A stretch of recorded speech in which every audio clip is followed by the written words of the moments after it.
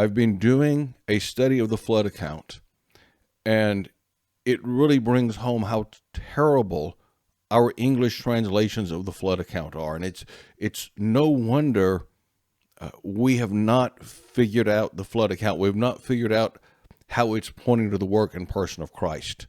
And Jesus said in John 5:46 that Moses was writing about him, so much so that if you didn't believe in him, you didn't really believe in Moses either. That's just how central he is to the narrative.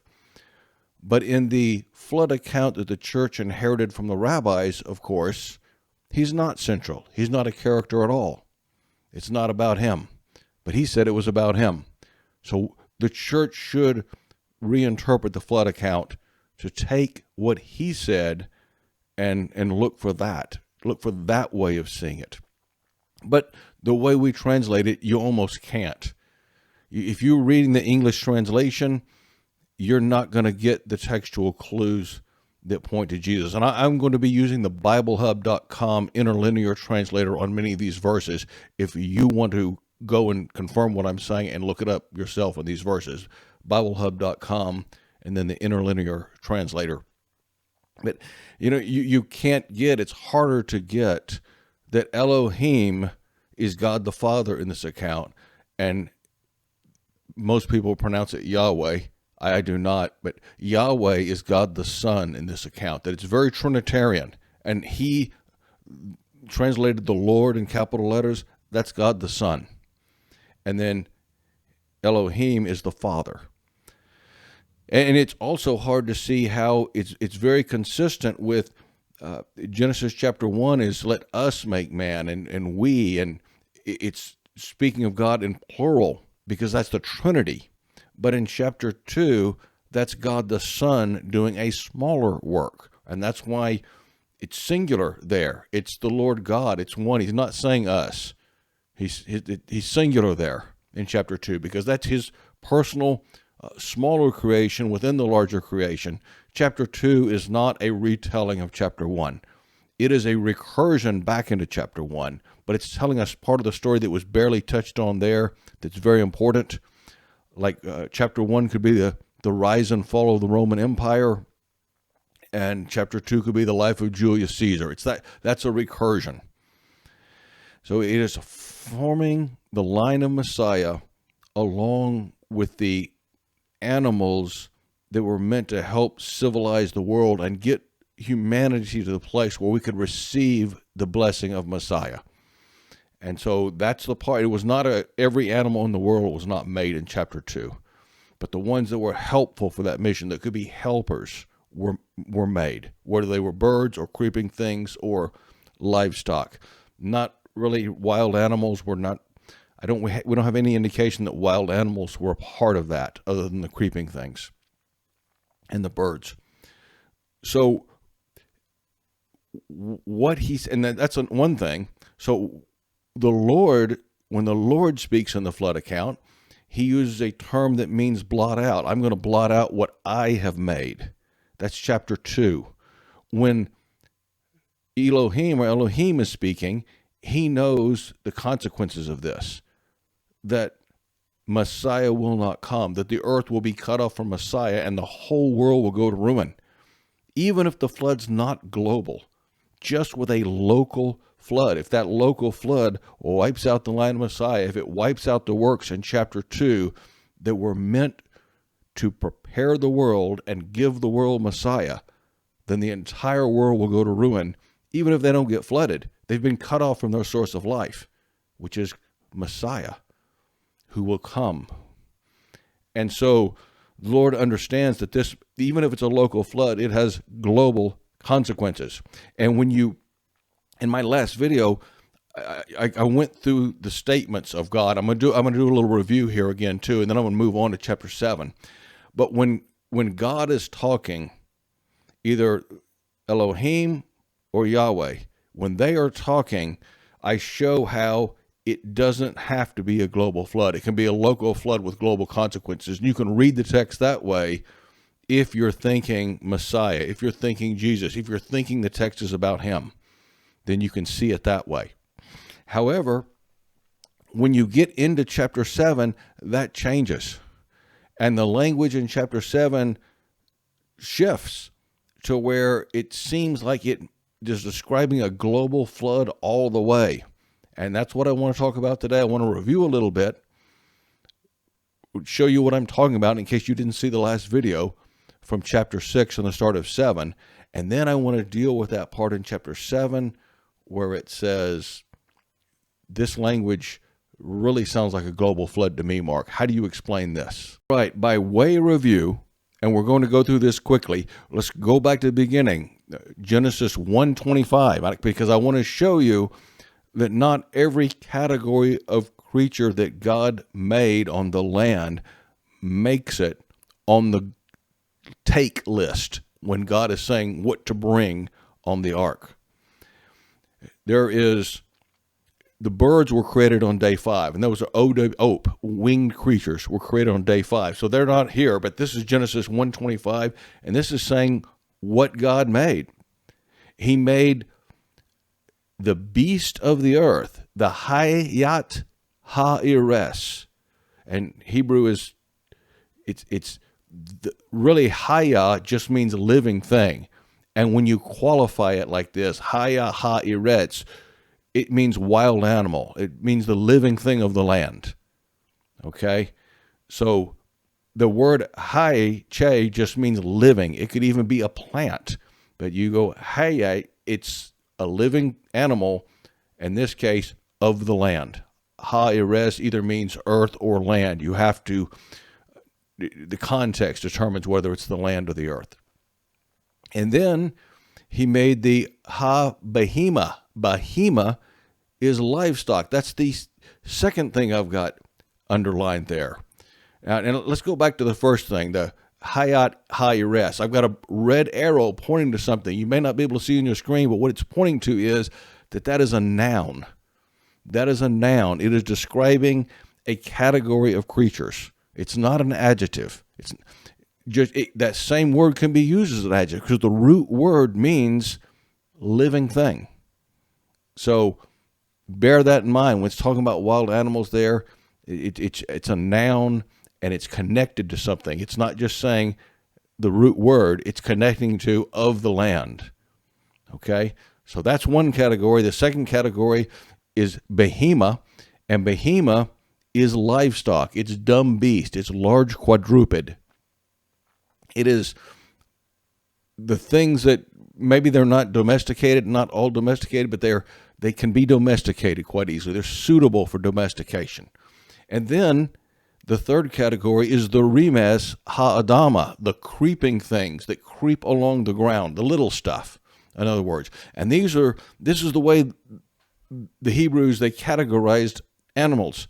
And so you had the birds, which were completed on the 5th day.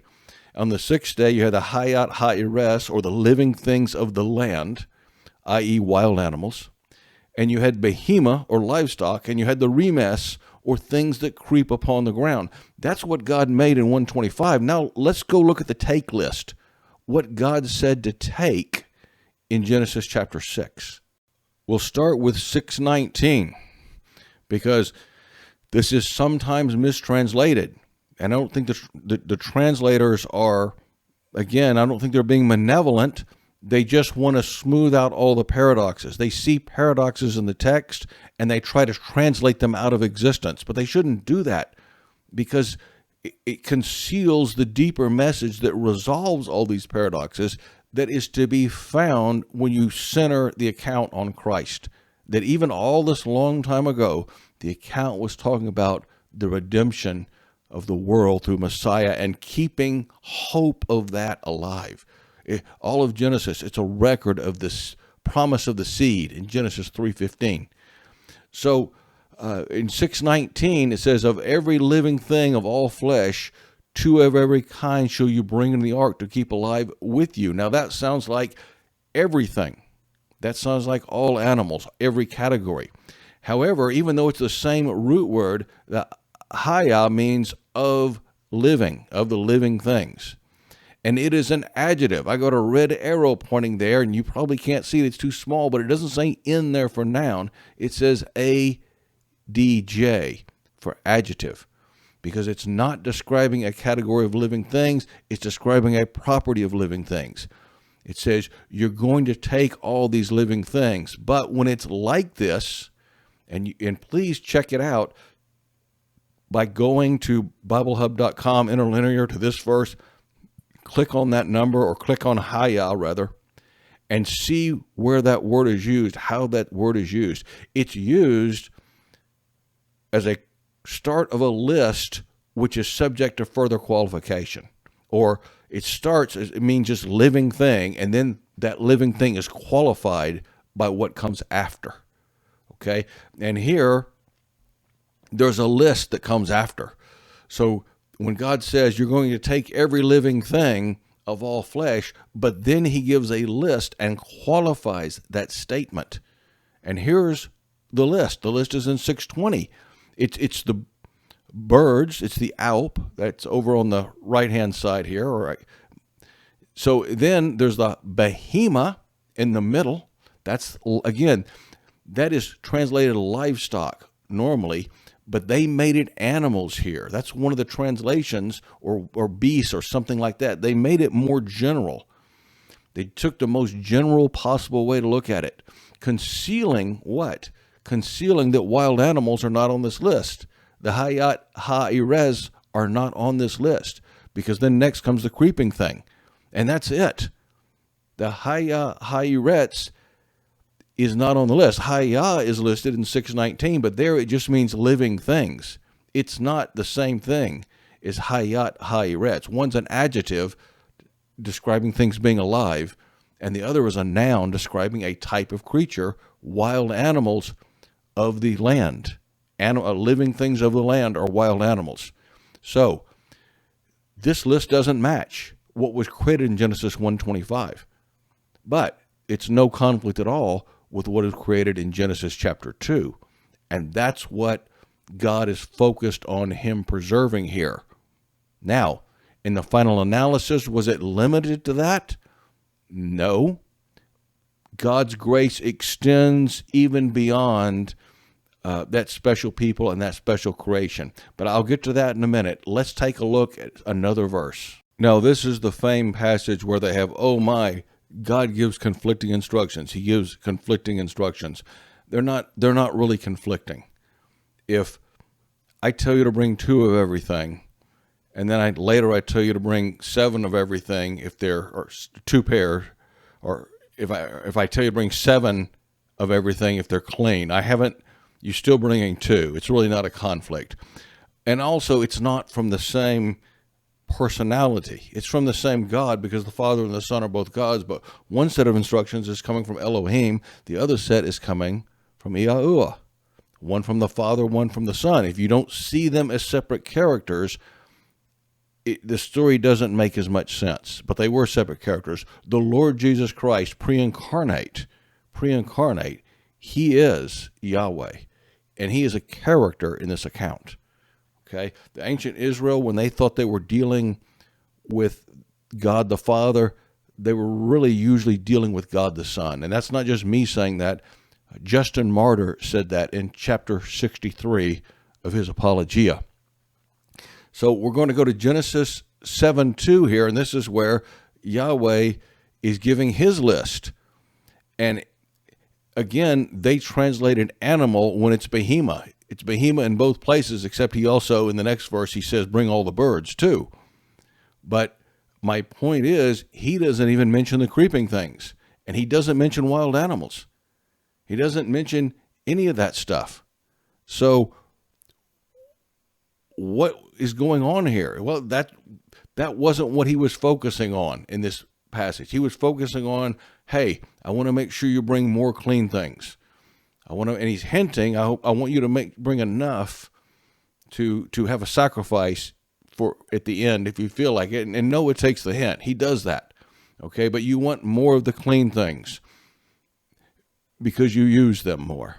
And so this list also leaves off the wild animals, and it leaves off the creeping things even. I don't think that means because they weren't there. I think just the focus was on, you need to bring clean Behemoth 7, unclean, just a pair will do. Okay, so in no case either does Elohim or Yahweh tell them to bring wild animals on the ark. That said, there is no denying that maybe starting around verse 14, maybe a little after that, the language changes. When you are looking closely at what Elohim and Yahweh say, you can look at it to where it's not a global flood. But once you start about 7:14 and they're done talking for a while and the narrator takes over, then that language is the language of a global flood. You know, all the highest hills, or all the high hills, were covered in water 15 cubits, for example. Now, I have to ask you right there, though, even that, there's a clue in the text that there's something going on, because does that mean, how did they get that number? How did they know that the water was 15 cubits higher than the tallest mountain in the Himalayas and in the Rockies? And just where do they get that information? That's very specific. The question is, who is the narrator in this account? And the answer to that will depend on what you think early Genesis is. If you think early Genesis was narrated to Moses by God as he was sitting in his tent, and the Lord just said, here's what happened, write this down, write that down, and that's basically the Lord is the narrator of the account, then you've got to find some way, well, I'll make sense of that. Somehow they knew it was 15 cubits because the Lord went and measured K2 and found it was 15 cubits of water at the height of the flood. And that's one possible answer, if you believe that is where Genesis came from. But if you believe that, then you must also accept that there were flood accounts of the Akkadians and the Sumerians and the Babylonians that were much older than this account. And you leave it open to the charge that, well, the flood account in the Bible was just written as a polemic against those older original accounts because they were written hundreds, if not 1,000 years before Moses ever came along. So even if the flood account in Genesis was edited by Moses, then it was old hat. He was just trying to explain stories that were long out there. In other words, you can't say that this is the first. Can't say that this is an original story, and it leaves you open to charges that, they really just lifted that story off of their neighbors to the east, really, which is where they came from. They lifted those stories from the old country, and they adapted them to their needs hundreds of years later. It's old news. Why should we believe them versus believe the people that had it first? There's lots of good reasons, by the way. We know those other people changed their accounts with the political winds.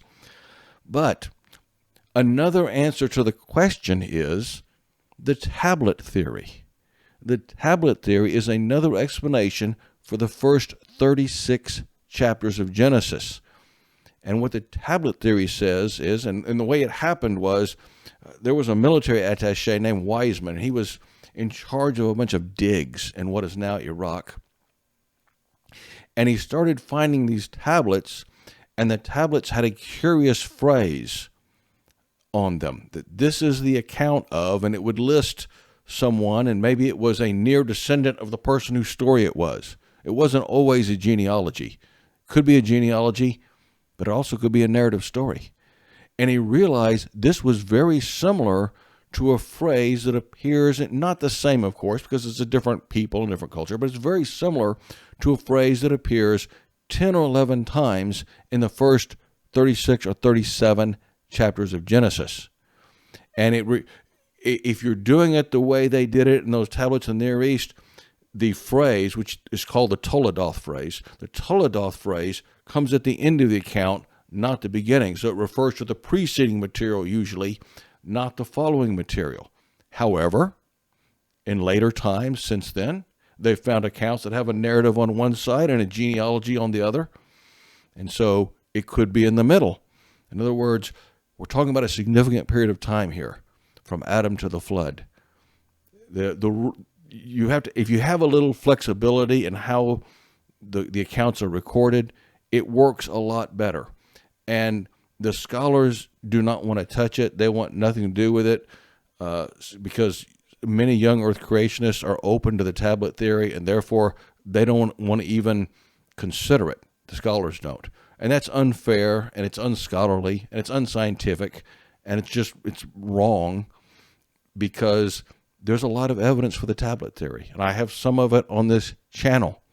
And their documentary hypothesis, their alternative explanation for how Genesis and early Genesis came to be, is a complete mess. And the more they learn, the messier it's getting. So they're out of ideas, but they still won't consider this one. They should, and we should keep bugging them about it, and demand that they address it seriously.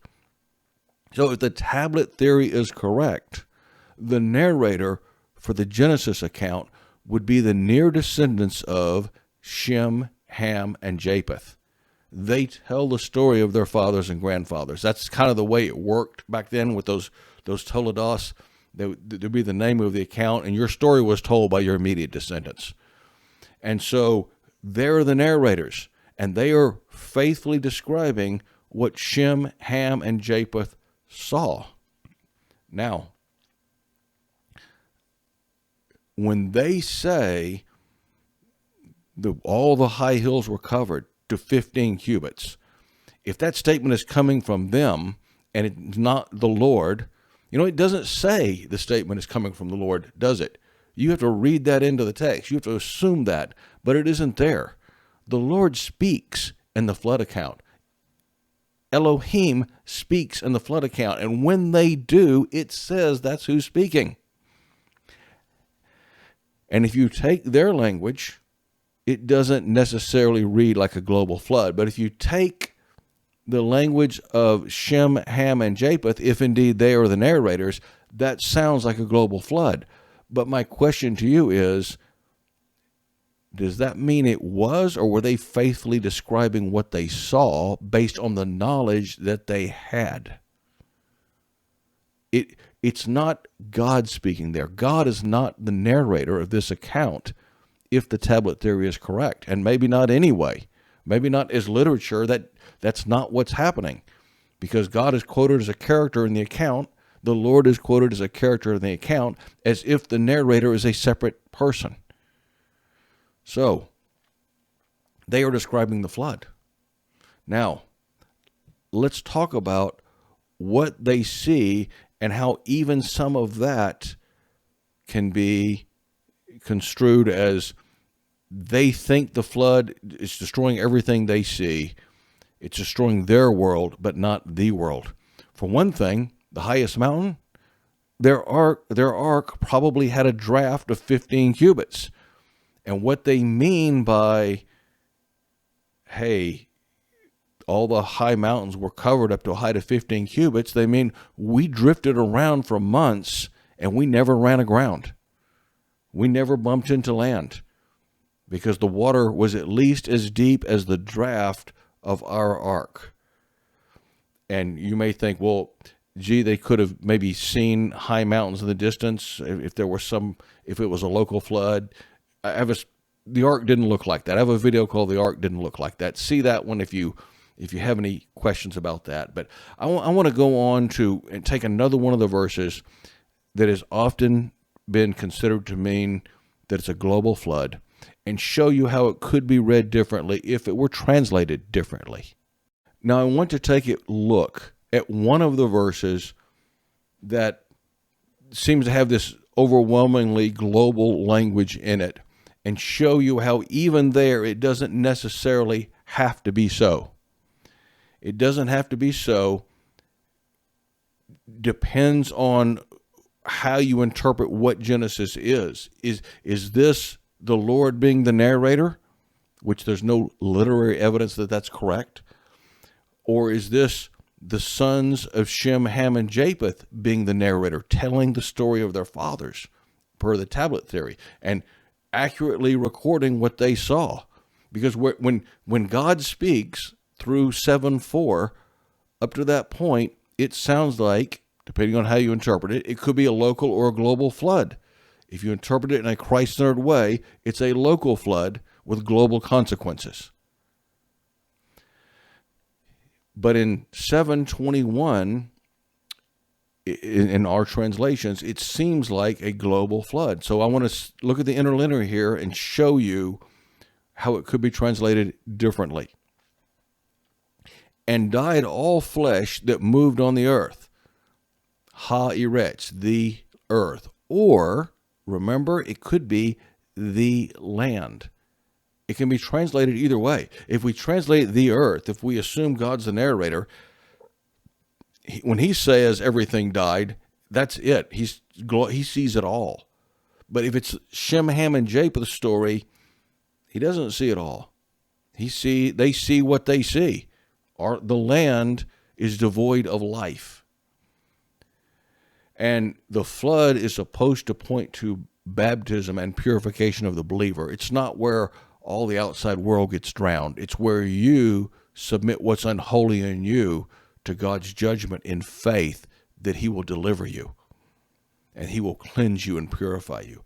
And so really the flood fits much better if it's not global. If they voluntarily stayed there, even though they could have immigrated to North America or something and immigrated to Japan and avoided the flood. You say, no, you don't. That would ruin the point. It's supposed to be pointing to baptism, is what the New Testament says about it. Therefore, it's a better analogy for baptism. If in obedience you stay there and pass through the waters willingly, just like we do in baptism. But I know that the evangelical church has taken almost all of the power out of that, all of the supernatural out of that, and it's made it purely symbolic. So maybe they're not getting, this would sound strange to evangelical ears because they're not getting how important this is to God. But I say, whether you interpret that as the land or the earth matters. Birds and livestock and beasts and every creeping thing. See, they've got the categories again. They've got the beast as a noun there. They've got these things all as noun. And so they haven't lost the categories from 125. They still have the categories. But look at the end of that sentence. And every man. So, okay, they say, oh, that's it. That shows you that all humans, except for those on the ark, died in the flood. And when the New Testament talks about 8 people were saved through the waters, well, it doesn't say everyone else died in the waters, but you can say that 8 were saved by water. They think this means every man died. Look at it. It's translated every man or all the men, but it should be all the men because it's ha-adam. It's not Adam. Every man is, we call Adam, and every man. If that was what you wanted to do, say, we're wiping out we're wiping out all men, we'll just say Adam. We call Adam. But it doesn't say that, does it? It says ha-Adam, which could mean and all the men, which in that case could also be universal flood for humanity, or it could be referring to a specific group of men because it's got that definitive there, the, in front of it. Or that could be translated of Adam, because ha can mean the or of. And if what it's saying is all of Adam, then it ties perfectly into what I'm saying. Now, do I know? No, we can't know. It's ambiguous, and it will always be ambiguous. But the point is, a Christ-centered view of this text, where all of Adam being wiped out, that is, the line of Messiah being wiped out, everybody that wasn't on the ark. But there were still other people, people outside the garden that were created before Adam, that Adam was brought into this world to bring those people closer to God. That intended meaning cannot be ruled out by what's actually in the text. It can be ruled out by the English translation of the text, but again, that English translation has been selectively edited to smooth over paradoxes in the text. Paradoxes that are resolved in Christ, but they just didn't think of that. So they said, what do we do about these paradoxes? Oh, let's translate our way out of them. Let's make behemoth animals, all animals, so that we don't have to say, oh, elsewhere it's used as a particular kind of animal. Or let's use the word destroy for what Yahweh says and what Elohim says. Even though it's a different Hebrew word, we'll translate it into the same English word. Tricks like that to confuse you and keep you from getting the real meaning. But here we see in 721, the key is what you consider early Genesis. If this is the story of Shem, Ham, and Japheth as told by their immediate descendants, then that could be everything that moved on the land that died, and all of Adam that died, or all the men and not all men that died. So it is not as clear-cut as those seeking certainty over truth want you to